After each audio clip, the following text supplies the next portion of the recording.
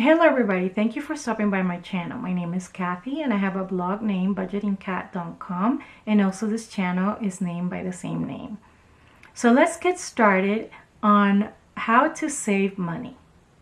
So here we are, how to save money, 50 plus ways to save money. Actually today, this is the blog post. Today I'm just gonna focus on the general advice that I have, and then when I have some time I'll record the more specific ones.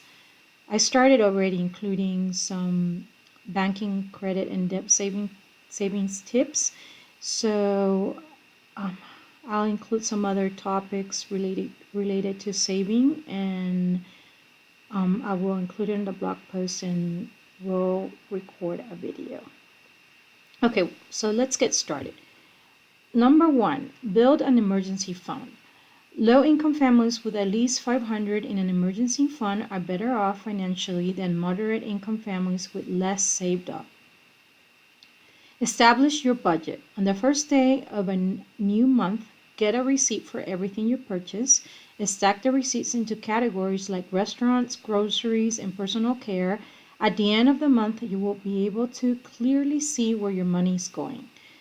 I have 2 blog posts about why we should have a budget and how to create a budget, and you can just click in here and it will take you to those blog posts. Budget with cash and envelopes. If you have trouble with overspending, try the envelope budget system where you use a set amount of cash for most spending, and once the cash is gone, it's gone. So you put cash, your budgeted amount of cash, on each envelope, and then you take the money from those envelopes, and once the cash is gone on the envelope, then it's gone. Don't just save money, save. There's a difference between saving money and saving money for your future. So don't just spend less. Put the money you save into a savings account to plan for college expenses, retirement, or emergencies that can leave you financially better off. I, for example, save on Vanguard, and even if I'm not investing, my money stays on a market account. I think that's what it's called, and it earns interest. I think it earns like 2%. But if I'm not feeling comfortable with any of the prices of the indexes that I want to buy, I wait, and then the rest sits on a market account, and money market is called, yeah, and it earns interest anyway. Save automatically. Setting up automatic savings is the easiest and most effective way to save, and it puts extra cash out of sight and out of mind. Every pay period, have your employer deduct a certain amount from your paycheck and transfer it to a retirement or savings account. Ask your HR representative for more details about how to set this up, or every month have your bank or credit union transfer a fixed amount from your checking account to a savings or investment account. Aim for short-term savings goals. Make a goal such as setting aside 20 a week or a month rather than a longer-term savings goal. People save more successfully when they keep short-term goals in sight. Start saving for your retirement as early as possible. Few people get rich through their wages alone. It's the miracle of compound interest, or earning interest on your interest over many years, that builds wealth. I should probably I'm going to go ahead and do that. I'm going to put a link here to a compound interest calculator, which means, for example, if you invest 10 and you get a certain amount, 10,000, and you get a certain amount of interest, and you don't touch that money, and let's say it grows to 11,000, and then you keep investing and then putting more money, and then that $1,000 in interest that you want, that you earn, then it keeps compounding because you keep investing and it keeps growing, and it helps you grow faster than if you would just not have no interest. Take full advantage of employer matches to your retirement plan. Often, as an incentive, employers will match a certain amount of what you save in a retirement plan, such as a 401k. If you don't take full advantage of this match, you're leaving money on the table. Yeah, usually it's between 3 and 4%. Take full advantage of employer matches to your retirement account. Oh, I have a repeated here. Well, I have to edit that. Make a savings plan. Make a savings plan. Those with a savings plans are twice as likely to save successfully. For example, I have a savings plan right now to buy a new car, and I've been very aggressive about it, and it's taking me probably like around 4 or 5 months to get to my goal.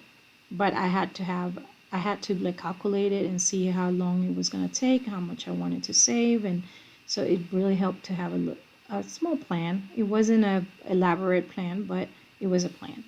Save your loose change. Really putting aside just 50 cents over a year will get you 40% of the way to a 500 emergency fund. Incredible, right?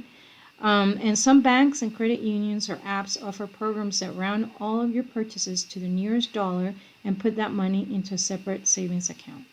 Use the 24-hour rule. This rule, it's not rules, I have to take that S out, helps avoid purchasing expensive or unnecessary items on impulse. Think over each non-essential purchase for at least 24 hours. This is particularly easy to do while shopping online because you can add items to your cart or wish list and come back to them a day later. Calculate purchases by hours worked instead of cost. I do this all the time. Take the amount of the item you're considering purchasing and divide it by your hourly wage. If it's a 60 pair of shoes and you make 10 an hour, ask yourself if those shoes are really worth 6 long hours of work. Unsubscribe. Avoid temptation by unsubscribing from marketing emails to the stores you spend the most money at. By law, each email is required to have an unsubscribe link, usually at the bottom of the email. Place a savings reminder on your card. Remind yourself to think through every purchase by covering your card with a savings message, such as, "Do I really need this?" Write the message on a piece of masking tape or colorful washi tape on your card. Participate in a local investment development account or IDA program. If your income is low, you may be eligible to participate in a IDA, I think I'm pronouncing it correctly, IDA program, where your savings are matched. In return for attending financial education sessions and planning to save for your home, education, or business, you typically receive at least $1 for every dollar you save, and sometimes much more. That means $25 saved each month could become several $100s by the end of the year. And I have a little link for an IDA program near you. And those are all the general savings tips that I have for this time around. And I will include new ones on the blog as soon as I can. And this is the end of the video. Thank you for watching, and remember to like and subscribe if you like the content, and to hit the notifications bell if you would like to be reminded of when I upload new videos. Thank you for watching, and I'll see you on the next video. Have a wonderful day.